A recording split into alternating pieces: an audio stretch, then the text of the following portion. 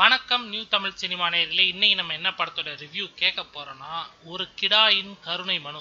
விழுங்குறது ஆட்டுக்கறியா இருந்தாலும் முழங்குறது ஜீவ காருண்யமா இருக்கணும் என்று நினைக்கிற முட்டாள் தேசத்துக்கு முன் ஒரு கிடாயின் பார்வையில் உயிரை பற்றி பேசியிருக்கிறார் இயக்குனர் சுரேஷ் சங்கையா. ஒட்டுமொத்த சினிமா ரசிகர்களும் எங்கேயா இருந்த இவ்வளவு நாளா என்று வியக்கிற அளவுக்கு வித்தகார மனுஷன். உலக விருதுகளை வென்றுவிட்டு உள்ளூருக்கு வந்திருக்கும் இப்படம் தெருவுக்கு தெரு வியக்கப்படுவது நிச்சயம்.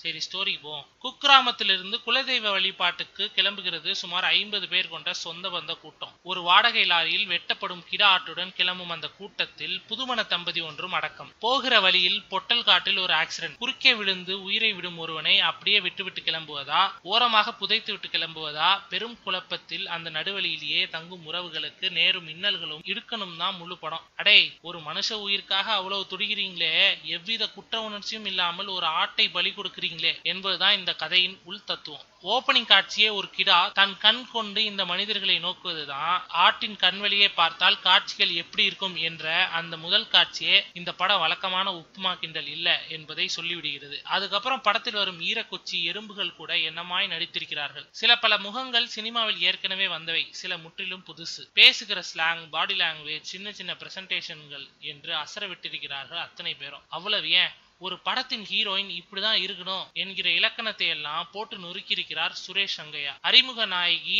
ரவீனா அப்படி ஒரு சுமார் ரகம். பட் நச்சென்று மனசுக்குள் தைத்து கொள்கிறார். ஒருவன் மீது லாரியை ஏற்றி விட்டோமே என்கிற குற்ற உணர்ச்சியில் வாழ்நாள் முழுக்க தவிக்கும் கேரக்டரில் விதார்த். நடிப்பில் 100% தொட்டுவிட்டாலும் அந்த அழுக்கு கூட்டத்தில் தனியாக துருத்தி கொண்டு இருப்பவர் இவர் மட்டுமே. அரும்பாடு, கொண்டி, இன்னும் விதவிதமாக ஊருக்குள் புழங்கும் பெயருடன் திரியும் இவர்கள் பேசுகிற ஒவ்வொரு டயலாக்குக்கும் தியேட்டரில் பேரிரைச்சல், கரகோஷம். சமயங்களில் டபுள் மீனிங்கில் போட்டு தாக்கும் இவர்களில் தாய்க்குலமே அந்த டபுள்களை எடுத்து கொடுக்கிற விஷயம் எல்லாம் கிராமங்களுக்குரிய குறும்பு கொப்பளிப்பு. ஒரு வக்கீல் எப்படியெல்லாம் தன் குறுக்கு புத்தியால் சின்ன சின்ன பிரச்சனைகளை பெரிதாக்குகிறார் என்பதை அவ்வளவு இயல்பாக வெளிப்படுத்தியிருக்கிறார் ஜார்ஜ். இப்படி இந்த படத்துல வருகிற கேரக்டர்களை பற்றி பேச ஆரம்பிச்சா பாராட்டி கொண்டே இருக்கலாம். ஒரு சாதாரண கதை, சுவாரஸ்யமான டயலாக். ஆனா படம் ஒரு வண்ணாந்திரத்தை விட்டு வெளியே நகரவே இல்லை. இந்த சிக்கலான சுச்சுவேஷனிலும் நம்மை படத்தை விட்டு நகரவிடாத திரைக்கதைக்கு முழு சப்போர்ட்டாக இருக்கிறது துல்லியமான எடிட்டிங். ஒரு காட்சி கூட நீளத்தை மீறியோ குறைத்தோ இல்ல. படத்தோடு படமாக ஒன்றி இருக்கிறது ரகுராமின் இசை.